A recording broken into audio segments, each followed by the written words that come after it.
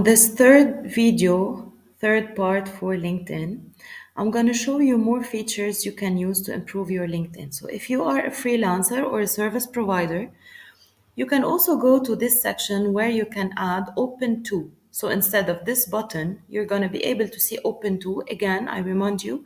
So in the first video, I mentioned this. I don't have this button currently because I'm currently open to work, to providing services, and to hiring. So these are the three features that this button open to can show you. Once you create a profile where you are a service provider, you will be able to see this section.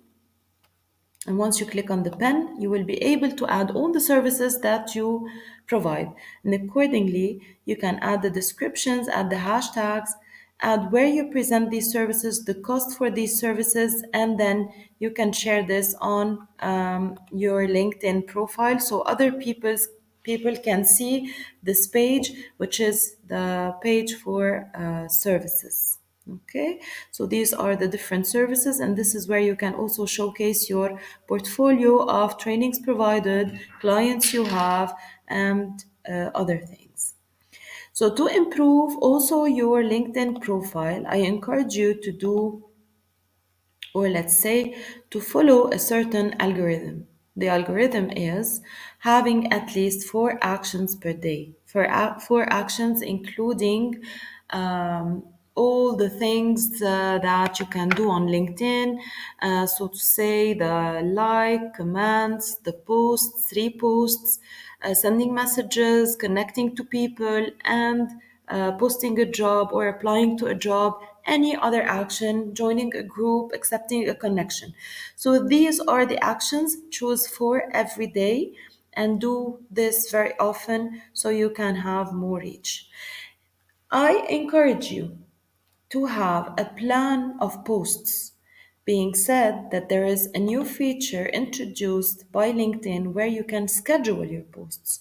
So, having a plan will set things clear for you as a professional to have a plan in your field of expertise to show to your network of connection that you are knowledgeable in what you do.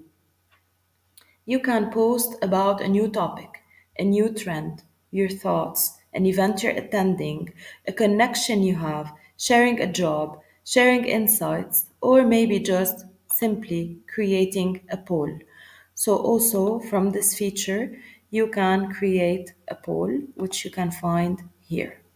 So, I encourage you to discover all the features presented by LinkedIn.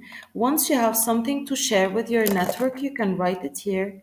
Simply click on the schedule, choose the date, choose the time, and do have a schedule for at least posting twice a week to activate your algorithm. What does activating your algorithm means? It means that here you're going to be able to see in your analytics the impressions, the reach, how more people are able to see what you're sharing. Okay. Um, Also, I encourage you to comment when you want someone to. So here we're gonna say, well said to Christophe. Okay, and here you're gonna appear in Christophe network. I want you to pay attention for a very important feature in LinkedIn.